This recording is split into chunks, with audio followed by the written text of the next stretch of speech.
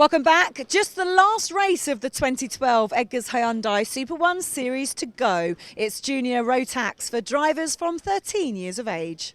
And this championship is still up for grabs. However, Kyle Fowley, second place in the championship, goes off row 10. Off row 4, it's Raoul Hyman, and the championship leader, Ross Gunn, is going off pole. So it's all down to Ross. And if he gets any sort of decent finish here, then he will take the championship. He took Heat 1 and Heat 3 and the earlier Final 1. Each driver takes part in 2 of the 3 finals. Josh Price took Heat 2 and will be hoping to take this final, I'm sure. Ross Gunn will not need to win, and a lot of the drivers, as we see contact through the first turn, 61 and 71 involved. That's Harrison Wignall and Oliver Pidgley. Daniel Baybott was caught out as well, 86. And Daniel having his first run, I think, in the Junior Rotax class this weekend in Super One, having finished third in the Junior TKM class in Super One this season. Another driver's come out of the Junior TKM class there, the 6-7 kart of Danny Curl. Danny's had a good first season in Junior Rotax. I wonder if Daniel Baybott will be moving across from Junior TKM to Junior Rotax for next season. I guess there's the fact that he's having a go this weekend. That may be the case. We'll see Curl making a sweet move up the inside of Ross Gunn for the lead.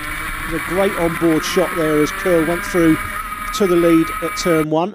I was saying earlier, or starting to say anyway, that most of these drivers will be aware that Ross Gunn does not necessarily need to win this race, and drivers looking for a win themselves will be sure to put pressure on Ross Gunn with moves up the inside, knowing that he can't turn in on them, he can't afford to have a DNF, he's got to finish, but he doesn't need to win, and the other drivers should be aware of that and trying to bully him.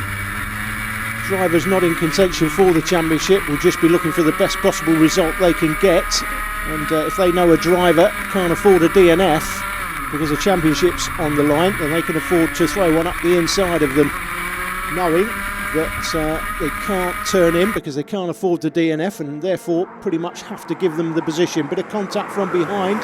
Josh Price into the back of Danny Curl. See the O plates come through to third place. Ross Gunn is now down to, what's that, 5th place. Just about holds on to 5th. Got Ben Hensley behind him now. Raoul Hyman there, the 11 kart. He'll be competing against Kyle Fowley for the runner-up spot in the championship. Josh Price we're on board with here in second place. Still Curl out front. He's become left-handed now. Down across the start-finish line. Curl looks left, looks right. Now that could be an invitation at some point. When drivers do that, drivers will look to throw them a dummy, go one side, then switch back to the other side to take the position. See Curl looking behind again. Again, a little bit of contact from Price into the back of Curl. No damage done though. Down straight towards the chicane. Curl looks behind him again. He's looking more backwards than forwards in this one. Out of the chicane, down Hanger Straight into Hanger Bend. This right-hander, and then down to Wilkins. Curl from Price and Oliver Myers in third place, the O-Plate British Open champion, 58, making up a spot as Luke Knott. There's Curl looking right and left down the inside. Josh Price sells him the dummy. Beautiful move. Price through to the lead, and that would be the move that gave Josh Price the win. We've joined it as they come into the last lap now. Still Curl there in second place, but Price is well clear, and Ross Gunn giving up places. He knows he's got the championship in his pocket. What he doesn't want on this last lap is any contact from behind. There's Price, who's taken a comfortable win by the end. Curl it is that's put in the fastest lap, in fact. Oliver Myers there in third place. The 7 kart comes next, that's Sam Marsh. Meanwhile, Ross Gunn allowed Jay Nidger up the inside of him into the hairpin. He doesn't want any karts behind him, and he's got no karts behind him now, and that's enough for Ross Gunn to take the championship. But this is the race winner though. Josh Price taking a really nice win after that sweet move down the inside of Danny Curl through turn 1. It's Josh Price that takes a great win. We'll check the official results in a second, but Danny Curl went through the line in second. Third was Oliver Myers, but that's the man, and he knows it, who takes the championship. Ross Gunn, Minimax champion last year, Junior Rotax champion this year, and Ross Gunn next year will have a chance to make history and become one of the few drivers to win 3 championships consecutively. After the race, Michelle caught up with the top 3. Oliver, nice to finish the season on a podium. Definitely. I mean, we've had quite a struggle this weekend, but to come out with a third place on the podium has been amazing, really. It's been very tough. But no, I'm delighted, really. I'd like to thank all my team, Coles Racing, my engine builder, Ricky Grice, and my mechanic, Mike. It's all been really good. And, of course, my mum and dad for backing me this year. It's been really amazing. So, yeah, tops it off. Are we going to see you again next year? Yes, you are, yeah. Danny, how do you feel about second place finish? Yeah, it was a good race. Obviously, would have preferred first, but yeah, I was defending at Starks, so obviously I had a load of people behind me, and then I just let Josh through in a stupid place, really.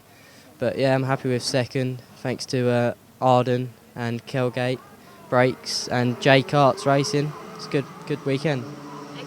Josh, first place, congratulations. Thank you. How was the race? Tough? It was easy for me because I got away at the start and everyone behind me kept defending, so it let me get away. Well, before I round up things with Michelle, let's have a look at the championship points in Junior Rotax. Ross Gunn takes the championship from Kyle Fowley in second. He pips Raoul Hyman into third place. Sam Marsh came fourth. Ben Hingley in fifth. And Danny Curl finishes his first season in Junior Rotax in sixth place. Luke Hughes, the leading rookie. Well, we started the season under an umbrella in torrential rain. We end it here at Shenington. It's been a fantastic day and there's been a cracking day of driving and racing as well. I think you'll agree, Alan. Now, you've been here with us every step of the way this season. In your opinion, who do you think was the best driver? My driver of the season, in the same way as last year it was Ed Brandon Rotax Max, this year it will be Sean Babington. He's dominated the Rotax Max class in the same way that Ed did last year, so he's been terrific for me. He will be my driver of the season. My team of the season actually will be Dan Holland Racing, because I think those guys have supported Sean fantastically well. His car always looks well set up and well balanced. So driver of the year, Sean Babington. Team of the year, Dan Holland Racing. What about performance of the year? That's pretty easy, actually. The performance of the year will be Brandon Haig. He came in to race at Clay Pigeon, did a one-off round. It's been a new innovation in the championship in the last couple of years that you can come along and take on the Super One boys when the Super One comes to your home track. You don't have to register, you can just do that one-off round.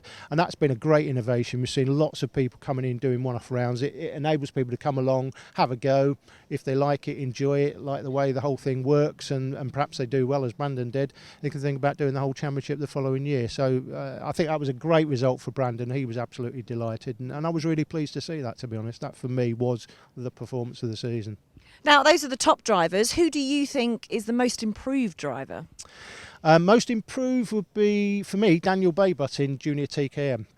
Daniel's improvement over the year has been all too obvious to see. He's ended up, I think it was second in the championship in the end, just came up a little bit short. Could have won a championship going into the last round.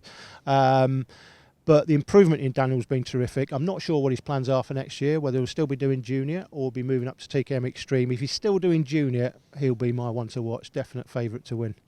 Excellent. Well, at the end of the last season, we did talk a little bit about the issues at the time. For then, it was circumventing the rules. This year, there has been some issues as well, hasn't there?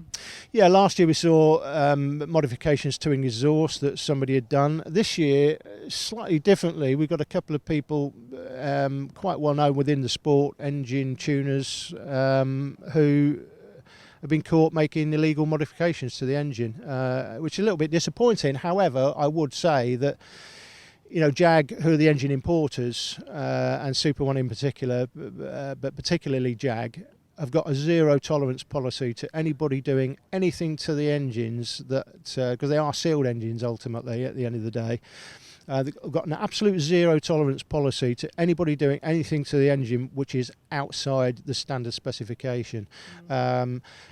It's been caught, so it's been dealt with, and I suppose from that point of view it's a positive, because once again, you know, if you want a level playing field to race on, no doubt the amount of money and effort that Super One put into making sure people race on a level playing field is all too clear to see, and certainly Jag as well. They will go the nth mile to make sure that their classes in the Rotax series are absolutely fair and above board. Well, it's been a very successful season this year. What are your expectations for next year? Well, I think the positive thing moving forward, Super One have been granted the permit to run all of the British Championship classes now within the Super One umbrella, and I think that's I know I'm biased, obviously, because I produce the coverage for Super One, but I think that's a positive thing moving forward. It's been split over competing championships for since I've been in the sport, sort of 12 years. So it's the first time that one organisation now will look after all of the British Championship classes, and I think that's a great innovation moving forward, and I think that's a positive. Well, Alan, I have to say your passion for the sport is fantastic, and for all of the drivers, the organisers and everyone involved, the passion is absolutely great. We really hope you've enjoyed it as much as we've enjoyed being here. That is all we've got time for 2012 season though.